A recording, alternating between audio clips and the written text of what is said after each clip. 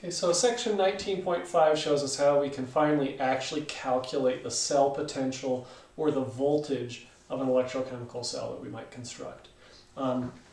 Here we'll use the example from our previous section to illustrate how this is done. So in the voltaic cell, each half cell has its own electrochemical potential or voltage. And we'll measure those voltages against what's called a standard hydrogen electrode, or SHE, which is just an electrode. You can see how it's constructed here, where instead of reducing a metal like, say, copper 2+ ions or something, we reduce hydrogen ions to generate hydrogen gas. And I don't know exactly why this was chosen as a standard reference, but it was a somewhat arbitrary choice. You know, the voltage of one half cell is measured relative to another half cell. And we just had to choose some standard half cell to call 0 and measure everything else relative to that. So that's not unlike elevation, for example. So if I'm in Cedar City, then I have a higher elevation than somebody in California. But someone in the Swiss Alps is going to have a higher elevation than I do. And someone in St. George will have an elevation that is lower than mine, but greater than that in California. And so all of those elevations are relative to each other. And we could have chosen some sort of a really fundamentally meaningful standard like, say, the center of the Earth, and talk about our elevations relative to the center of the Earth. And that maybe would seem to make the most sense from a scientific perspective, because the center of the Earth is a unique geographical point. But that's inconvenient for us, and so we chose a much more logical and reasonable and useful reference for elevation, and that is sea level. The oceans are more or less at the same elevation relative to the center of the Earth, and they're a lot closer to where humans live, and so sea level is what we call 0. Now, that's not the lowest elevation. In Death Valley in Nevada, you can get lower than sea level, and so it's an arbitrary 0 point, but it's a useful and convenient one. Okay, so as far as electrochemical potentials, the reversible standard hydrogen electrode was also sort of a logical, convenient electrode to use as a reference point.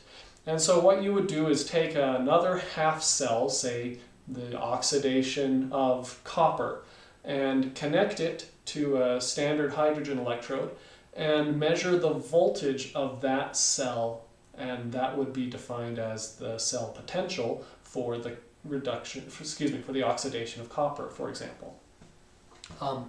Now, oops. Oh no. No, I've done it. Sorry. There we go. I was pushing the wrong button and advancing slides without meaning to. So table 19.2 shows the value of the reduction potential for a lot of different half cells.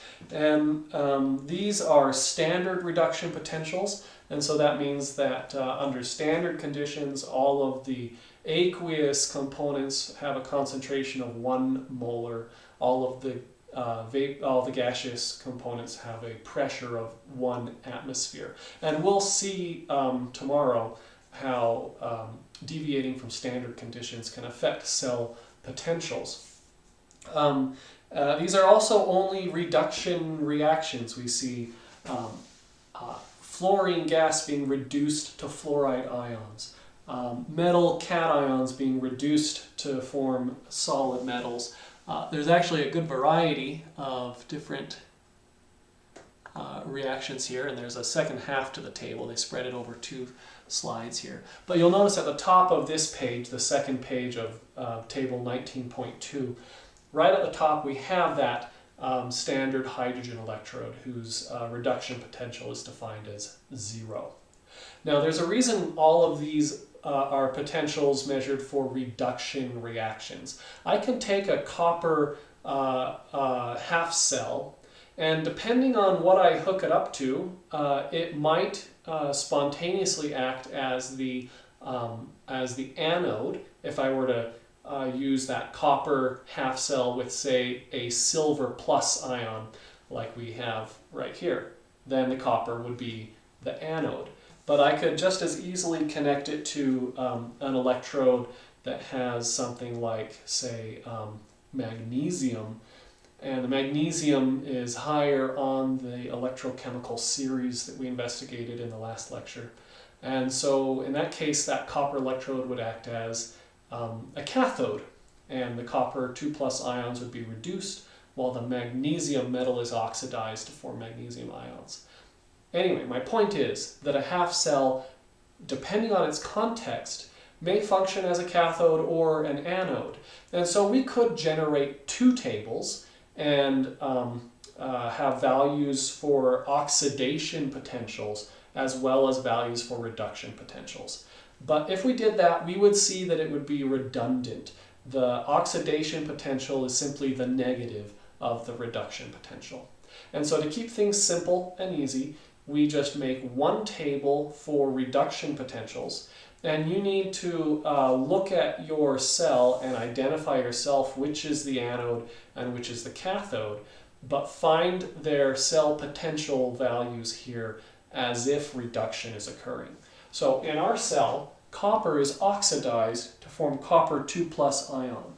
But what we want to find, and I think I'm going to have to go back a page,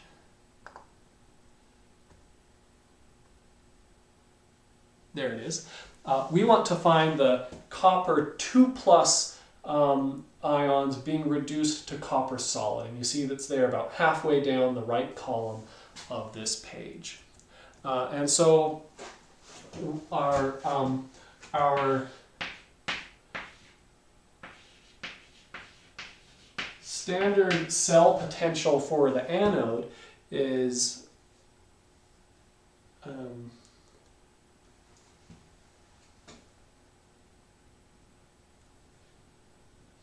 is 0.34.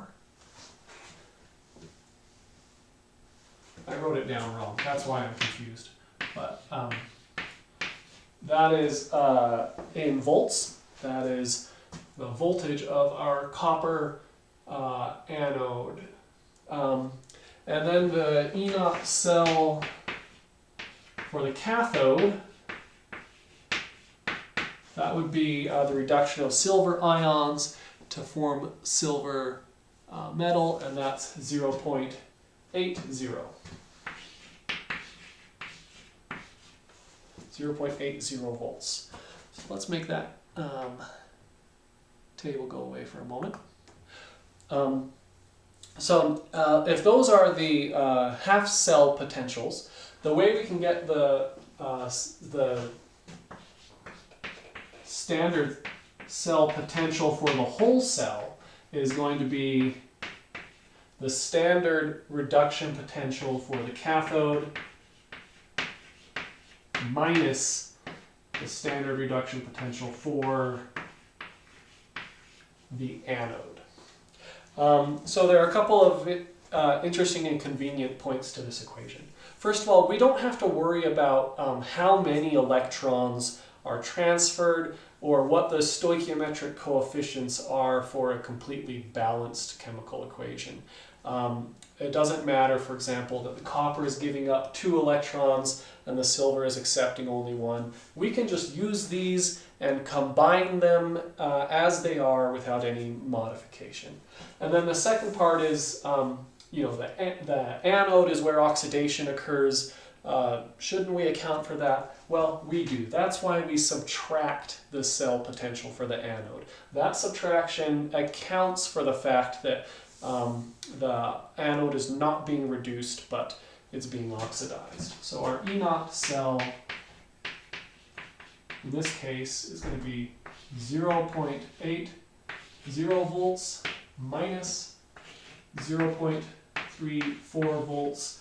and that is going to equal 0.46 volts. 0.46 volts. If you constructed an actual battery under standard conditions, it would give you a rather modest 0.46 volts.